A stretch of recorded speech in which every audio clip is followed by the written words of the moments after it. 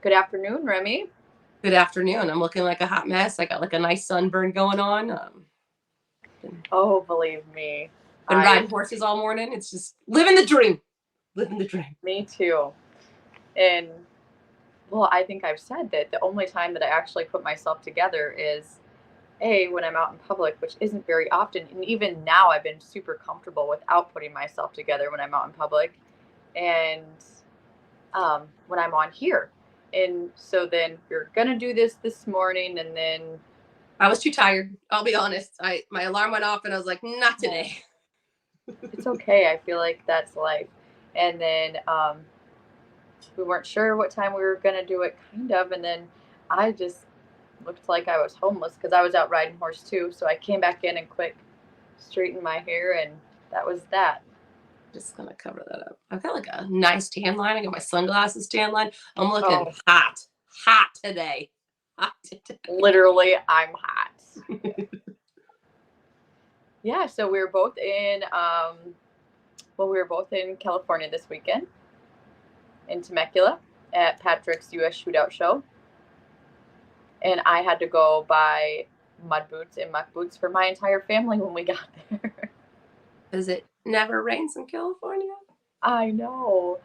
Um, Look, a super. week ago we got an inch and a half of rain on Wednesday, and it is like 75 and sunny today. So spring has officially sprung in California. There's no more rain on the horizon. It has been so windy here. Nice, but windy. No wind today. It's gorgeous. But so yeah, we were both in California in Temecula. I had never been. I actually got to go past your house on the way home, which is Mm-hmm. a very beautiful area. Remy lives in a very agricultural area, which I don't think of when I think of California. Like, I honestly thought people were going to be closer to your place, like the city would be closer to you. And it's not. Um, the place where the venue where the show was extremely beautiful, very cool. It's it's a different setup than I've ever seen because it's not all together. It's kind of spread out, and there's all these little nooks and crannies, and I think they must have like some houses too. They must do like weddings and They do weddings. They have little casitas. It was built as like a horse show and training facility a long time ago by someone that just wanted to watch pretty horses go around, and it's been added to over the years. It's in the middle of Temecula wine country, so it's different. But yes, we live in a very agricultural area. I'm surrounded by dairies and farming, mm-hmm. and it still only takes me 5 minutes because the stop sign where I told you to look to the left and see me, Starbucks is just one block down and one block to the right.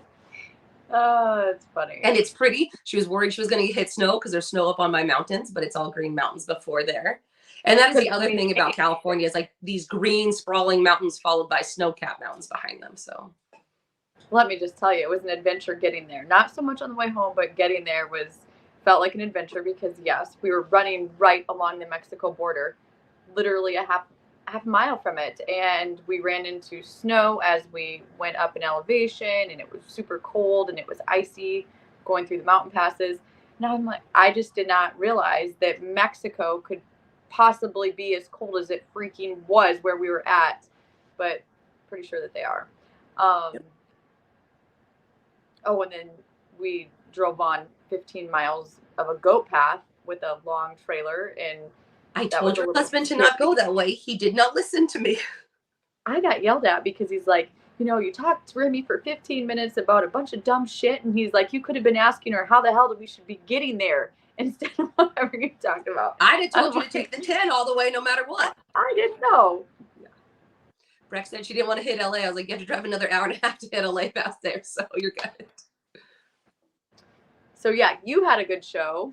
I mean, I had a great show. I should have won it with your husband, and I didn't because a cow took us out. And then I won it with an OG team that I've ridden with off and on since I was like 14. So that was fun.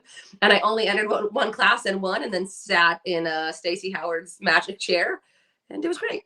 So, and then we had baseball all day it's like Sunday if you or Saturday. She rode and dashed, is what she did. Rode one and dashed, and we just could not find traction. I mean, I can't say that we rode badly or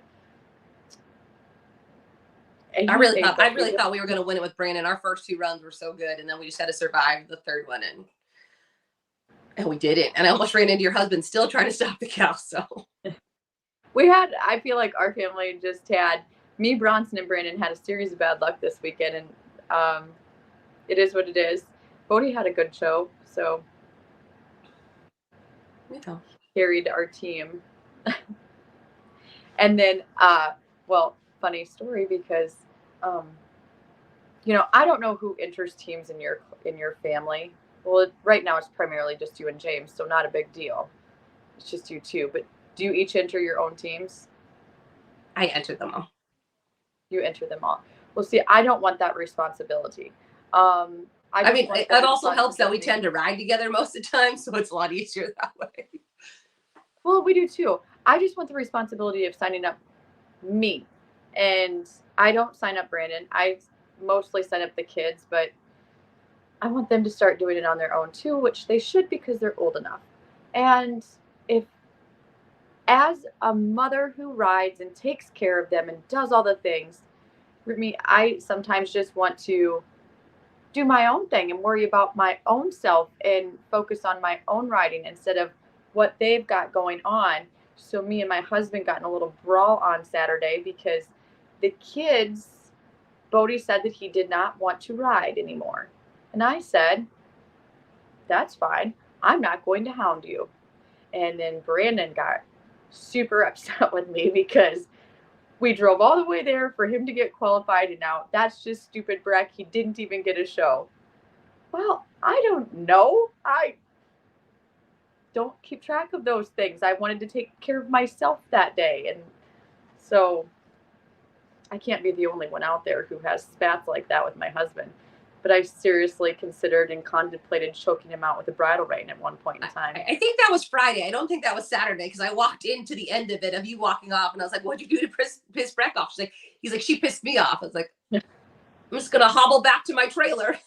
True story. True story on all accounts. It sorted itself out, but it was a little interesting there for a minute because I wasn't backing down and neither was he. Yeah, I know. So, you were hurt last week with your back. I can't remember what happened. Yeah, I'm still hurt. I just pick up too many heavy things. That's what happened. And I'm getting old. Myself yesterday. I freaking walked in between the truck and trailer. You've done this before, I bet, when you don't duck enough. Oh, yeah. And I had a baseball hat on, and I hit that nose of that trailer like square head on at a rapid pace. And I jammed my freaking neck, Remy, like right here. You know what? This is the thing is, as I get older, I get hurt, and the stories aren't even worth the pain. I'm like, I agree. I'm like, how'd you hurt your back? I don't know. Moving the drag off of the hot walker. That's how I hurt my back. Again, it's after years of lifting things that are entirely too heavy. Mike Christian was moving a washing machine out of his motorhome, and he couldn't really get it, and he and Jenny couldn't get it, and he's like, and it's a joke because he knows I'm hurt. And he's like, just call Remy, she'll get it pulled out anyway. So, I got a new coffee cup from my son. Star Wars coffee. See? Is that a company? No, may the froth be with you. It's like a play on Starbucks. But he bought it for me Friday night at the Ukaipa Rodeo where we went, and Trent was a mutton buster. So that's... I might get into some trouble for saying this, but I'm going to do it anyway because I can't stop laughing. It is so freaking funny. Anheuser-Busch may have made a bad decision this week. Who knows? I don't know. Who knows? Because let's be honest, who drinks, like, you don't drink Bud Light because of the cans or because of the commercials. Like, it's like Coors. I don't actually know why they advertise anymore. So maybe they're going to reach a demographic they haven't reached before. And they're not going to piss off those guys so much that they don't drink it. They'll say they won't. They'll be drinking it in like 3 weeks. The TikToks are hilarious. If you don't know what we're talking about, I'm staying out of whatever side I'm on. I think it's freaking hilarious. I think it's very fun. Okay, so as someone that drinks a lot of Starbucks, right? uh, like it's not to the same extent, but every year when they come out with their Christmas cup, there is something wrong with it. And like all these people take up arms, and I'm like, fuck, it's Christmas trees. I don't know why you're upset. You know, it doesn't stop people from drinking Starbucks. It's not going to stop people from drinking Bud Light. But the TikToks on either side I of don't it, know, Remy. I don't think so. Know.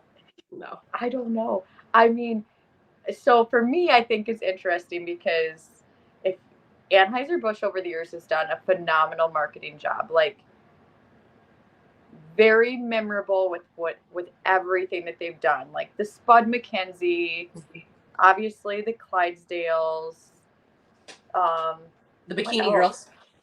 Yes, the Bikini Girls. I mean, like, kind of like rural American. Yeah, and you know, maybe they're trying to reach a new demographic. So it is. But if you have not seen the TikToks, go see the TikToks. They are freaking hilarious. If you can't laugh at them, I'm not sure. I don't know. Yeah, it's like all the people that say they want only American made, and then they wear Nikes that like are built on the back of small children's bleeding fingers. So, you know, there's that. I'm just saying. Like American made, but I also buy a lot of things that come from other countries because I'm like that. But anyway, you know what they're going to do is they're going to test their brand loyalty. Is what they're doing. I couldn't stop watching them last night. I was. My thing is all the people that are buying them to blow them up. I'm like, you're still paying them money, just so you know. Like every time you buy one, because you're angry at it, you're still paying the company money. So I'm interested to know, like, what the other beer companies do that are not manufactured by Anheuser-Busch with their marketing, because there is a window of something right now for these people. So I'm interested to see where it all goes, because it's going somewhere. I have a feeling it's going somewhere. Yeah, and you got to think about it this way. You got a lot of those other companies try and do stuff like the IPAs and the flavored beers and other things. So who knows? I know. I don't drink Bud Light because I don't think it tastes good. So it's not a political thing. I don't like it. I drink Coors Light. I'm 100% loyal. 100% of me being unassumingly bougie, I will drink Stella or Corona or maybe Dos Equis. But that's, you know. I can't do those. Yeah, no. You know. I drink Mexican beer or Stella, and it used to be Heineken, but Heineken's too skunky, so I don't drink Heineken anymore. I don't even know if I've even had any of that. I've had Corona before. I don't mind a Corona, but every now and then. But it would have been good with your tacos coming home. Also, side note, Breck learned that you don't eat real Mexican food in the truck. Oh my God. Yeah. Yeah. It's definitely not like eating a hamburger going down the road. I had it everywhere. It was freaking everywhere. Yeah, tacos that are worth it do not stay in their shell, on their tortilla, nothing. So. Yeah. And then they only give you like 3 napkins for 4 of us who are extremely messy eaters, and there was just shit everywhere. So, but it was really good. Alberto's, is that what I said it was? Mm-hmm. Is it Alberto's? Yeah. Alberto's. Yeah. So yeah, it's been such a weird time for me, Remy, and I'll be the first to admit it because I'm pretty sure that I've talked about on here. It's crazy. Like women are freaking crazy. We are crazy. And I'm saying this because I feel freaking crazy right now, and it's like a roller coaster of freaking emotions. Seriously. A roller coaster of, this is what happened, folks. This is what happened. My life revolves around people, a lot of people, every single day for pretty much 6 months. I mean, we're always around people, always. But for at least a good 3 months out of my life, it is 24/7 people every single day. And at the time, it feels extremely overwhelming, and I get a little crabby because I'm around people so much, and I love people, but it just feels like it's a lot at the time, and I'm also was never used to it. And then the people left last week, and now it feels like no, I'm just like sad. I don't like it. You're an I empty feel nester depressed. now. What? You're an empty nester now. I know. And I feel like I'm depressed, Remy. Is and I What makes me so stinking internally mad is like, how can I be this roller coaster of freaking emotions? Like, just too many people one day, the next day I'm great, and then the next day they're gone, and then I don't like that. Like, where is the happy medium here? And honestly, I like, now that I feel the way that I do right now, I look back on it and I'm like, you know what? I would much rather have the people here and be a little mad at whatever, like however I get when they're here. How about overstimulated? Yeah, overstimulated. I would rather be overstimulated than what I feel now, because you almost go into a depression. You do. And when I get depressed, I get, well, what I would say is lazy. Lazy, like I just feel like I'm more productive when I'm overstimulated versus when I'm not. And that sounds so freaking crazy. So for me, I do better with chaos because Me like too. we talked about it a little bit last week, right? If I know there's a million things to do, I at least choose one to do. But if there's only one thing to do, I'm like, I can do it later. Which, and look, you can't do it later either. That's not a good idea. But you feel better that way. But there's a letdown. It's the same thing. So we leave for Vegas next week, which is our biggest show of the year, and there's so many things to be done, and you have all these lists, and then it's the same thing that Monday and Tuesday after Vegas, you're like, I didn't realize I wasn't breathing before, but now I can breathe, but there's also no big thing on the horizon, which I think, for us, we run a lot of different companies, so there's always, for me, it's moving from, it's for me, it's moving from one emergency to the next. So for you, do you feel like after you're done with that, like, is it you? I mean, I don't know what's like. I don't even know how to explain it. I think like we used to call it like the horse show hangover, right? You come home from it and you're just like, okay, well, now what? Except for the problem is I have a whole list of now what's, right? So we have the cows, we have all of that, but you start checking them off, and it's like all of your energy goes into one thing for a minute, and then how do you fill that space? Well, I've gotten worse about it as I've gotten older because I just keep filling the space. I don't take the break. I just continually fill the space with more things and more things and more things. And, at what point is it enough? And that's a conversation that James and I have a lot. At what point is what we have enough? Well, I don't know, because apparently I'm overly ambitious in my life about what success means to me. So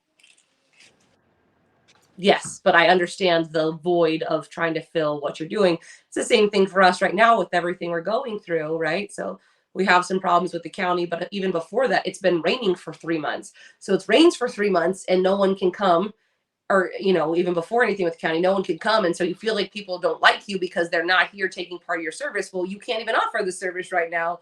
So that's rationally a bad thought process, but it doesn't mean you still don't have it. Oh no, I agree. I feel like my plate has to be filled with, I don't even know. I don't know. I think I just do well in chaos. I mean, I have to pack up my life here in the next, well, I don't even know. I have to go home. I don't want to go home because I don't want to go to the mud and slap. But I have to go home because I have my Top Hand Cowgirl Challenge in Nevis at the end of April. So I have to figure out how I'm getting home. And I don't know if I'm going. Everybody's like, when are you going home? I don't know yet, to be determined. Because I have to leave after Vegas, your Vegas show. We are going to Vegas, and I'm either leaving to go home with my kids from Vegas, and Brandon's coming back here through May with the remainder of our horses, or I'm coming back here with Brandon and leaving from here to go home. We have no idea. I mean, I feel, and I'm not even worried about it. Maybe it's because I want to go home for that show, but I don't want to go home to what Yeah. We'll be there because I won't be able to ride. We don't have an indoor. I won't be able to ride. I won't be able to be outside in a t-shirt. I will have to slap around, and I don't really want to do that. So I've been dragging my feet. I've got that horse show, and then we've got some big things happening in May. I've got a lot of big things on my plate, but I don't know. It's just, I don't know. It's a really weird time right now. No, and then it's like you ever don't have anything to do, and then you're like, what am I forgetting? Like, I feel like I have nothing to do, so what am I forgetting? One moment. Boys, be quiet. Everyday life.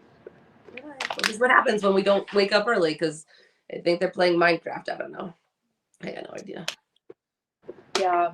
No, but I think, and that part of that is like being a mom too, right? Being a mom and a wife is you have all these things that take priority really over you. And that's not really anyone's fault. Like people always want to blame husbands. It's not their fault. They're just not wired the same way a lot of times, right? They're not wired to take care of everyone like with you with the entering teams, right? That's not their wiring. It's I need you to do this for us. Okay, well, what am I supposed to do for me? And then you feel selfish because you want something outside of it. And then sometimes you get what's outside of it, and you're like, but I still want my family. I want, like you saying you miss your kids after you left for a couple days, right? It's a very weird mental state. And I think that's where I'm at. That's like, and you see all the TikToks, you see all the memes. It's like I've never loved or disliked something so much at the same time in my life. I know. I feel like that's where I'm at. And I think that, as society, we've made a lot of strides to kind of address that. Like I was looking, I think, at a TikTok or a reel from Kat and Nat this morning, and like now it's which of they're hilarious, and I haven't. Yeah, so like she's scrolling through her phone, and it's like, do you ever think that husbands don't feel guilty for going to lunch while the kids are at school or doing this? And she's like, and we're not blaming the dads; they just don't think about it because they're not wired that way, right? They're just not, and that's okay. You just have to recognize it. And I saw another one where this girl's like making like the skewered like caramel apples, right? And it's like, I'm just here putting apples on a stick while my children run feral because I'm determined to give them a good childhood. Oh God. So, I think we all try and fail at a lot of things in life, and then try harder, fail harder, then fail less the next time. But it's weird. I think like again, right? Like as a mom, it's the same thing. Like your clients, not that they're your children, but it's something that you're nurturing. That business is something you're nurturing. And then it goes away. And now there's this hole in you that you didn't think was coming because all you could do before was just try and get a breath to get away from it. And now there's a big hole and you're like, shit, I kind of wanted part of that back. I know. And like here, pretty much everybody ate together every night. So for like 3 months, we all ate dinner together. And Dina, one of our friends and clients, is a really good cook. And I'm like, shit, Dina, who's going to cook for me now? No, I think it's hard too. It's like you surround yourself with the right people, and then there's a hole when they leave. It's the same thing. Like a couple of years ago, we had like 3 big horse shows in a row, so no one really left. So like, or even if they left from here, they'd only be home for 2 or 3 days, and then you were back with them. And then like they're gone, and you're just like, oh, I really liked having those people around all day, every day. It's weird though because you didn't grow up like that. I didn't grow up like that. You know what I mean? I kind of grew up. I mean, I grew up at the racetrack, right? Which meant that you went out to dinners with clients like most nights. So you're surrounded by a lot of those guys. And then, I did gymnastics. So you're on the traveling team with the same group of people. I don't know. I apparently just grew up with a lot of people. And I grew up with a lot of people, but I did not grow up in a campground, Remy. 100% did not grow up in a campground. But I think it's just, you just get to be a gypsy a little bit. And then it's not. I know. It's like. And then when you go to Minnesota, you're going to be somewhat isolated. So, a little bit, yeah. Somewhat, kind of. Yeah, it's crazy how, I don't know, women are so interesting, and I'm saying it because I'm like, what in the literal F is going on with me right now? So then I saw this other thing. Somebody mentioned the M word, and I'm like, No, not happening. Okay, so I saw this other thing. It was that someone who had been diagnosed with ADHD, it got progressively worse with every kid. And I was like, I think my hormones are highly out of control at the moment because, you know, I don't know. I don't know anymore. I'm just a hot mess. I said something to someone earlier and it's like, you know, if you want to be a shining example, right? You want to be a shining star. Remember that stars are just big balls of trash that are lit on fire. So just continue to be the dumpster fire you are and shine bright like a star. So I thought that was awesome. You know, I just but yeah, it's the same thing for us. It's this lead up to Vegas, right? It's all this hurry, hurry, hurry and anticipation. And then afterwards you're like, okay, what's next? Even though you have a lot of other things that you need to do next, it just, I don't know. Like, when I'm living in chaos, I feel much more accomplished. And yeah, I get overstimulation works both ways for me, right? I'll be like, you know, I like to be overstimulated and then all of a sudden I snap and I'm burned out. And I was like, I just need it to be quiet for 15 minutes. Yeah. But at the same time, I'm not particularly productive when it's quiet because I think when it's quiet, I can hear my brain too much. And I don't always like what I find there. I don't like the reflection of myself. If people could hear the thoughts that actually go through my mind, they would be probably scared for me. It is when it's quiet, like the shit that rolls through my head and the worries, and probably the worries more so than anything. Like, the things that I come up with to worry about, they're ridiculous. Well, and so it's like we talk about, and this is why from the outside mental health is a tricky thing, right? So people that have anxiety tend to be paralyzed by decision, right? Like they don't want to do things because they don't want to make the wrong decision, right? So they work in order, a lot of like, you see it in women and men, right? People that have high functioning anxiety tend to be very efficient, right? Because they don't want to fail. They want everything to happen. So on the flip side with depression, I have to continue to work because I don't know how to do anything else, right? Do the steps. Do something that you know how to do. And then you won't be paralyzed by depression because you are stepping through things, right? I know I have to do these things. This is my list of tasks.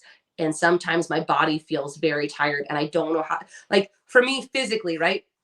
I get physically really tired when depression gets bad for me and things look small. Anxiety too. Yeah. And then things start to look small for me. Like, and I don't know how to explain that, but like when you're looking, it's like you almost can't see correctly because it looks like everything is like been shrunk down. So how do I work through that? Well, for me, you know, you have to do these things. You know, this is where your hand goes. You know, this is where your feet goes. You know how to do this. Just keep doing. And eventually you find your way out or you don't. This is not mental health care for other people. It's just mental health care for me. I have to do these steps, right? And if I keep doing these steps, I will find my way back to normal. And so from the outside, it looks like I'm pissed off and, oh, you need to change your attitude and can't you just be happy? Like, and I'm like, dude, I'm just trying to survive. And again, rationally, I know I'm surviving. I know I'm successful. I know I have support. Rationally, logically, I know those things to be true. However, depression, being an asshole, tells you those things aren't true. And so then, you know, you got guilt because you're dealing with it on both sides of your brain. You're like, hey, I know this isn't true. And depression's like, are you sure? But like, are you really sure? Like, are you for sure? Real sure? Because look at all the physical manifestations of you not being actually sure. So, yeah, I just do a lot of things and I keep working because I don't want to hear the shit that my brain wants to tell me when I'm by myself in the dark. So, saddle horses, go lope, go swerve, go check cows, go do things on the computer, do a lot of things, do all the things at once to keep all those monsters at bay until it's 3:00 in the morning and you're like, I'm a piece of shit and nobody likes me. Which again, I know is not true. Like, this isn't me asking for pity. I know those things rationally to not be true. I mean, I think that we all deal with something. We all deal with something in different ways. And it's crazy. And you learn to live with it. You learn to live with it. It's funny that you say that about anxiety, about not making a decision, because that is totally me. I know that I've said on here before that for the longest time, I held Brandon back because he would ask me for my opinion, and I would come up with a million reasons why we shouldn't do whatever he was saying, and it was, if he wouldn't have asked me and made the decision on his own, it would have been the much better idea. And it took a long time for me to realize that, and I was finally like, you know what, there are some things in our life that I want to know about, but you can't ask me because I feel like I'm hindering and holding you back in that. And it took us a long time to figure that out. But yeah, and like for me, I tend to be black and white, right? I think everyone lives in an area of gray, but I tend to be black and white. If this is the problem, here's a solution. Do you want to go with that solution? For me, I'm like, if you give me a good solution, fucking running with it. Good, bad, or indifferent. And then if it doesn't work out, then I'll adjust. But I don't want to sit there. And again, right? Because if I sit there and think about all the eventualities, well, then you just get suffocated by them. Again, I'm a soldier. Give me a course of action. I'm going to follow it. Now, does that make me hard? Apparently, it makes me hard. I don't think it makes me hard. To me, it just means that I'm confident. And the same thing, like I grew up, I had this conversation with someone the other day, and they're like, you act like you know everything. And I was like, I don't feel like I know everything, and I don't feel like I project like I know everything. That was nice of them, huh? And I was like, but for me, like I was told, lead with confidence. If you believe something and you want someone else to believe it, you better be confident. Because I've seen so many people in business and in life not lead with confidence, and they were 100% correct in whatever they wanted to do, right? Whatever their thought process was, whatever the action, and they aren't successful personally, professionally, emotionally, because they never committed, right? Fuck it. I'm committed. I'm in it to fucking win it. Let's go. And so the commitment and that confidence, like that's how I was told, lead with confidence. Be sure of who you are. I'm pretty sure of who I am. It's not always great. I'm not saying it's great. I'm not saying I'm perfect at all. I tell you all the time, everyone out there, how broken I am. But I'm going to lead with confidence because I don't know anything else. And the problem is when you start to doubt yourself, right? It leads to more room for self-doubt. It doesn't, more often than not, self-doubt doesn't lead you to this great revelation of what a bad bitch you are. It leads to you re-examining everything you've ever done because you didn't have the outcome. And that's a dangerous game to play, right? Had I done this, then maybe this would have happened. Okay, well, you could have done that and you could still be at the same spot and you wouldn't have been genuine or true to your feelings about anything. And not only would you still be in the bad situation, you'd feel really shitty about yourself. So, I like to lead with confidence. I like to choose a course of action. Whether or not it's correct all the time is not for me, but I'm not paralyzed by fear of failure. I just get paralyzed by my brain telling me that I'm not good at anything. I just feel like sometimes. But, and from the outside, right? From the outside, anxiety and depression look the same. Why aren't they doing something? Wow. The brain process to get there is not the same, right? Because it's not. And I think, it's not the same process. You being worried about an outcome is not the same as me being like, literally, you need to put this foot in front of that foot to keep moving forward, right? When I'm now I feel like I'm just paralyzed. Like I can't even put a foot in front of the other because I'm just like, it's kind of like aloof, I guess. I just think that I do very well. I do very well under pressure, which is also why it's the 5th of April and I haven't even started my taxes yet. So I do very well under pressure and I live in chaos. I like both of those things, which seems so flippin' bizarre. No, and again, right? Like if you're always under pressure, you can't second guess, right? Because a decision needs to be made and made immediately. You can't waffle back and forth. You have to be committed. Now. You can now because there's no pressure, right? But you can waffle back and forth when there's no pressure. And again, it's I know that I have to be overstimulated to keep those monsters at bay. I'm not saying that's healthy, not at all, right? But if not, like yesterday, I was so tired all day. I had no right to be tired. I went to sleep early because I felt tired. woke up still tired. But it's the Like, depression. And you get the same way with anxiety, because anxiety, and I mean, your brain never stops either. Your brain is always telling you the things that you're not great at, or, whatever. But my brain never stops, and it's exhausting. Like with the anxiety, it just keeps on going, and you come up with all these really weird shit that you can't even imagine that rolls through my brain on any given day. Or like, we could be dead asleep, and at 2 o'clock in the morning I wake up, and I'll wake Brandon up and be like, oh my God, did you know that horse threw a shoe? When is the shoe? I mean, like something totally random off the wall that I'm sure that he already knew. I'd probably already talked to him about it, but I don't, it's weird. and again, right, from the outside, it looks very similar, right? It looks similar. Same thing. Like, I got some super awesome cold sores you can probably see on me from stress, wind, and hormones, because they're horrible. Stress, wind, and hormones. And someone's like, oh, you should smile. And I was like, I literally can't smile without my lip bleeding right now. Like yesterday, I was trying not to, I was like laughing, and I was like holding my lip so it would not crack. And but I get it. Like from the outside, right? It's, you should smile, you should be happier, you should do these things, look at everything that you have. And all those things make me very happy. However, again, now the guilt comes in, right? So not only do I not feel super happy right now, although logically I'm happy, I love what we have. My life is awesome. I get to go be a baseball mom most days, which makes me incredibly happy.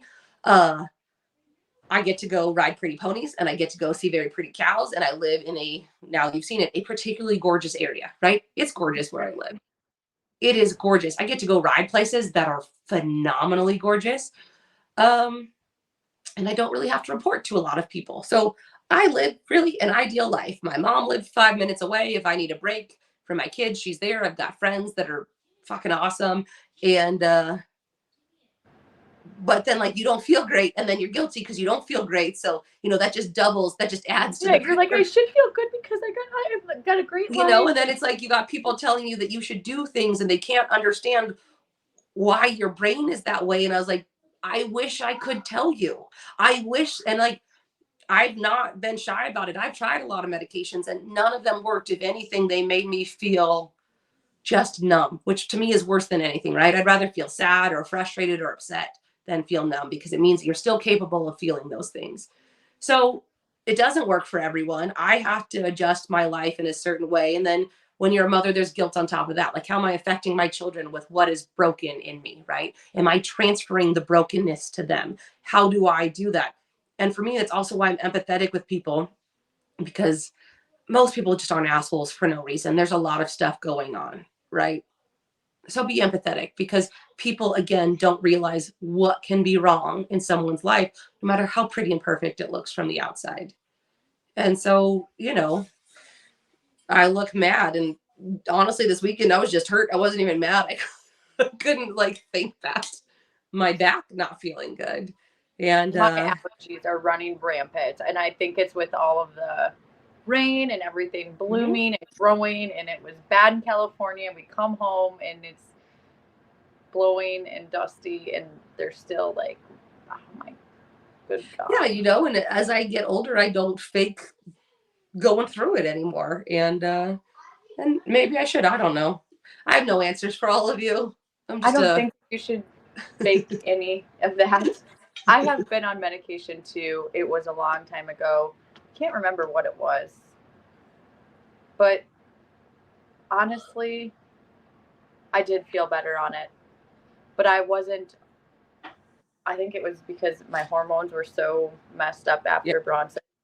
And I think I was only on it for 6 months, and then I was able to taper off of it. Should I be on something now? More than likely. But I'm not. But I'm not. No, it's just, and I think stuff works for you at different times.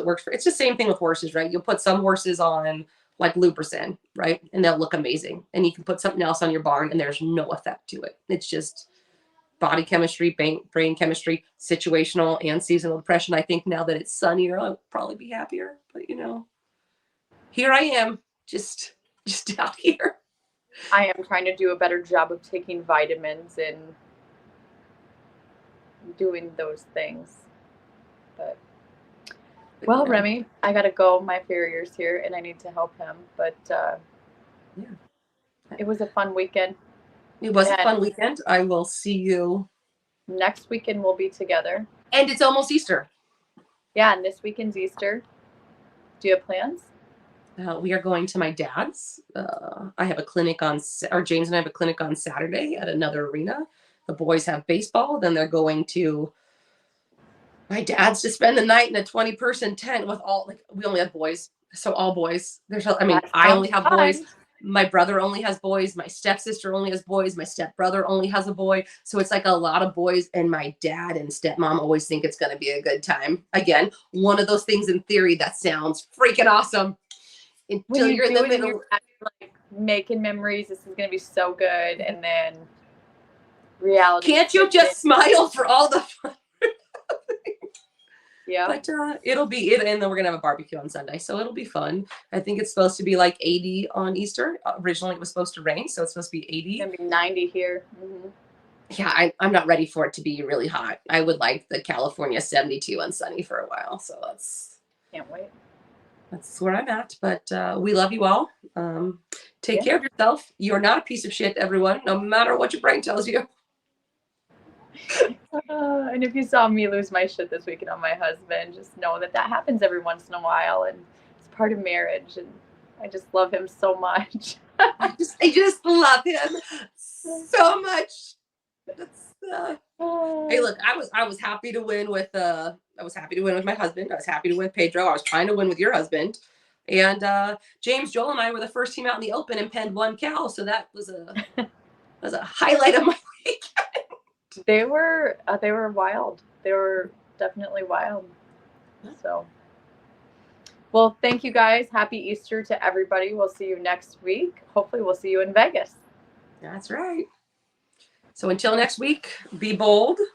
Be brave. Be humble. Have a great day. Bye.